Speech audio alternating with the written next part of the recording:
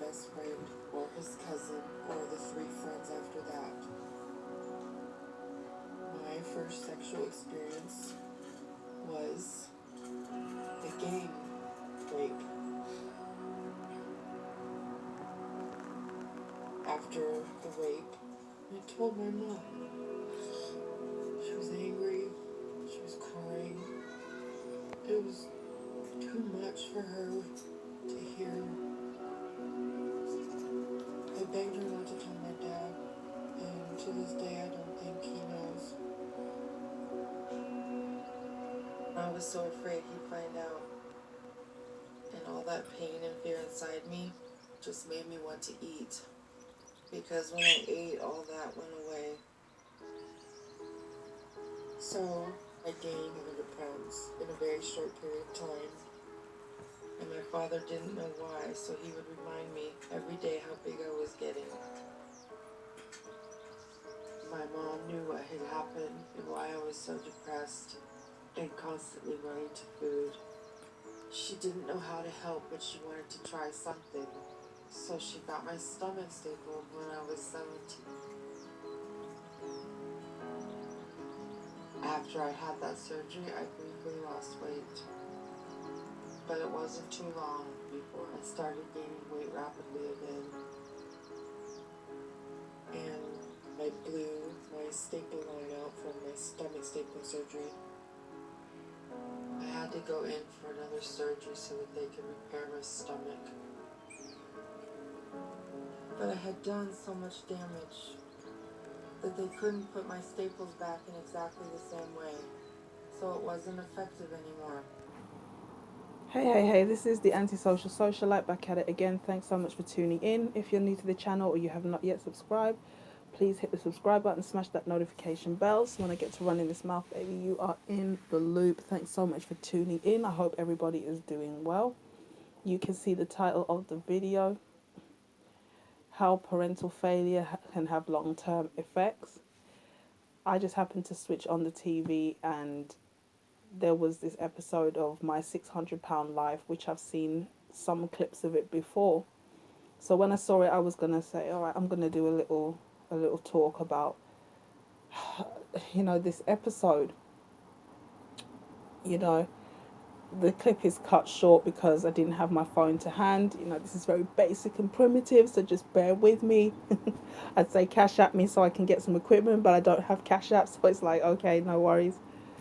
And it's like basically this woman, when she was young, her weight started to grow. And her father used to mock her and say, where did my little girl go? She went away and this kind of Godzilla came back. And it really cut her to the core, the way her father used to put her down, disparage her based on her looks, basically shattered her confidence. And it seems as if her mother never really stepped in to assist her. She never seemed to really check the father or say, why'd you keep saying these things? You're hurting her feelings. It's like the mother was a very happy-go-lucky woman, like just relaxed, or I wouldn't even say the word is relaxed. She was kind of like, kumbaya, don't worry, it will be fine. Just let's brush everything under the carpet type of woman. That's how it sounds. So this girl, she said, whenever she felt sad or whatever, no matter what, food was always a companion. And as she ate, obviously her weight gain increased. She was teased at school. She had all kind of issues, and I think she started to flourish a little bit when she got into her mid-teens, and she had a boyfriend, and that's the bit where you kind of catch the clip. So she agreed to have sex with her boyfriend for the first time after he invited her to a house where it was her and several other boys. Sounds like at least five. And she basically recounts how after she agreed to have sex with the boyfriend for the first time, then it turned into a gang rape situation. Okay, so I'm not going to talk about whether or not, the story is accurate, because we know that not every rape story, and I know that's going to be controversial, is as cut and dried as it's made out to be. Okay?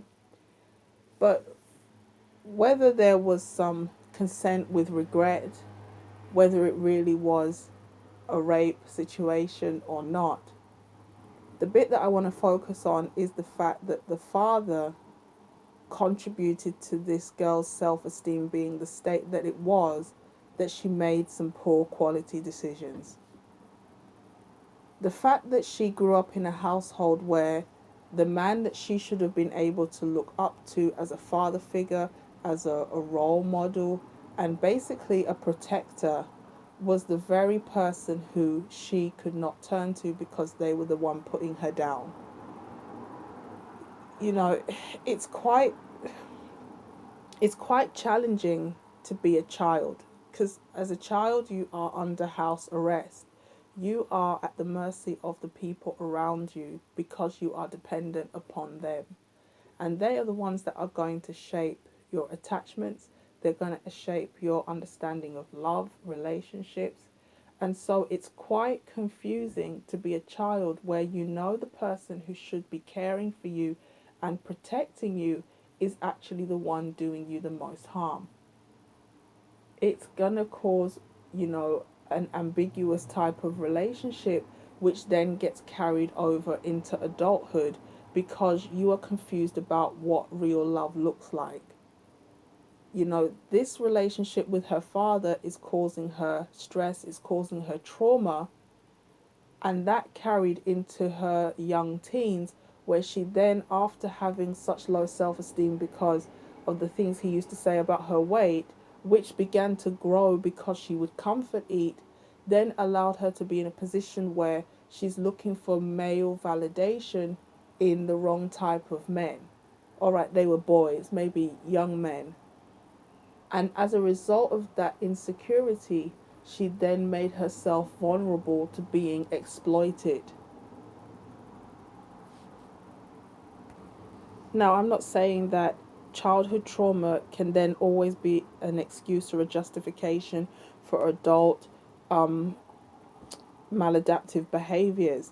But what I would say is we have to understand that if you come from a traumatic childhood, if you grow up in an environment that's full of dysfunction and chaos, your understanding of how to form healthy bonds and relationship is going to be distorted, which means that you're likely to perpetuate the kind of abuse upon yourself which you initially experienced as a child. And in our modern society in particular, we see a lot of this. We see people who are exposed to certain things way too much, in particular sex, but at the same time, they're not matured in other areas.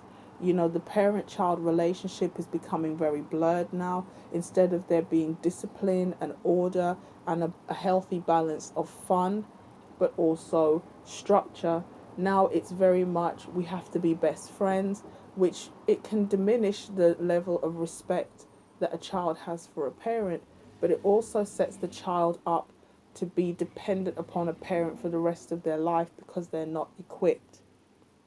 There has to be a healthy fear, a healthy reverence of a parent, so that the child can trust you enough to come to you. There needs to be a balance.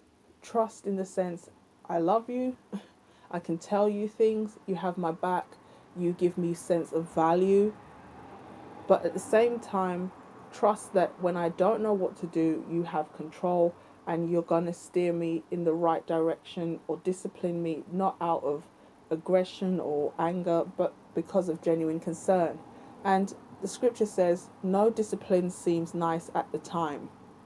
When we were kids and we used to have to go to bed at a certain time or brush our teeth or do this or do that, we didn't always necessarily like it or understand why. But as we became adults, and for people who have kids, probably they understand why their parents used to tell them the things they used to tell them. And one of the things that has really wrecked a lot of people nowadays is the fact that because they had discipline as a child, which they look back on with contempt, they now, as adults, don't want to discipline their own kids, and their own kids are becoming wild. There's no balance. They've swung from one extreme to the other, which has caused these people to not be able to function in the adult world.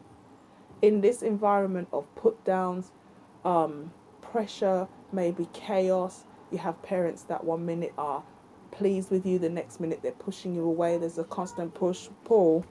This causes ambiguity in our minds when it comes to what a healthy relationship should be. And when we go on to form our own relationships, we're not able to process boundaries, discipline, a healthy distance, recognizing abuse. We put ourselves in a situation where we become abused by others because it's so familiar to us to be abused